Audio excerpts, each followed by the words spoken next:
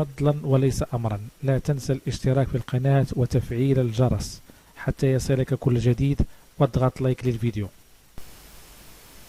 بسم الله الرحمن الرحيم، والصلاة والسلام على أشرف خلق الله سيدنا محمد. أعزائي المشاهدين، أسعد الله أوقاتكم بكل خير. أثار تصنيف الولايات المتحدة الأمريكية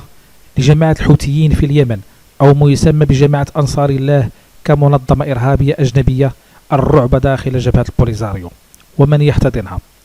لأن هذا التصنيف يعنيها بشكل كبير ويمسها بشكل غير مباشر. وقد نبع هذا الرعب والخوف في صفوف المرتزقة لكون المبررات التي اعتمدتها واشنطن في قرارها سبحان الله تتوفر 100% في جبهة البوليزاريو، حيث أكدت واشنطن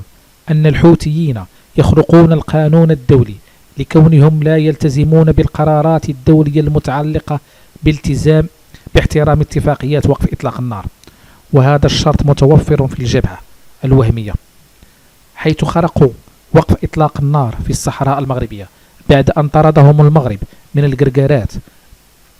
أما الشرط الثاني الذي اعتمدته واشنطن فهو التعامل مع إيران وتنفيذ أجندتها الإرهابية في المناطق التي تستهدفها إيران، وهو كذلك شرط متوفر في البوليزاريو، حيث أكد المغرب منذ 2018 أن إيران قد سلمت للجبهة الانفصالية صواريخ صام 9 وصام 11،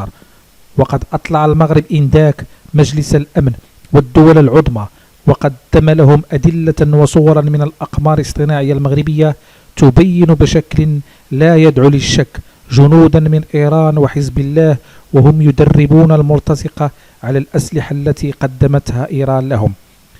وذلك من أجل زعزعة واستقرار المنطقة المغاربية وإفريقيا. لهذا فإن البوليزاريو أصبحت جماعة إرهابية مسلحة مدعومة من إيران تعمل في الصحراء الكبرى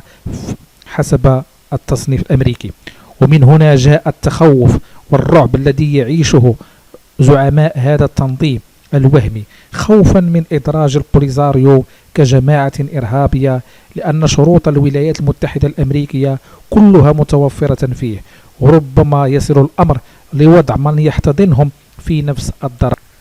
يشار أن تقريرا أوروبيا سابقا أشار إلى تورط البوليزاريو في أعمال إرهابية في منطقة الساحل والصحراء، وهو ما يؤكده تواطؤ الانفصاليين مع المجموعات الإرهابية التي تنشط في منطقة، خصوصا أن قياديا من البوليزاريو وهو أبو الوليد الصحراوي أصبح من كبار أعضاء تنظيم القاعدة في بلاد المغرب العربي. كما أن الاعتداءات الأخيرة التي طالت أعضاء المينورسو في مخيمات العار والدل من طرف قيادات البوليزاريو لن تمر مرور الكرام، خصوصا أن تقريرا من الأمين العام للأمم المتحدة سيتطرق لهذه الاعتداءات في الجلسات المقبلة الخاصة بملف الصحراء المغربية.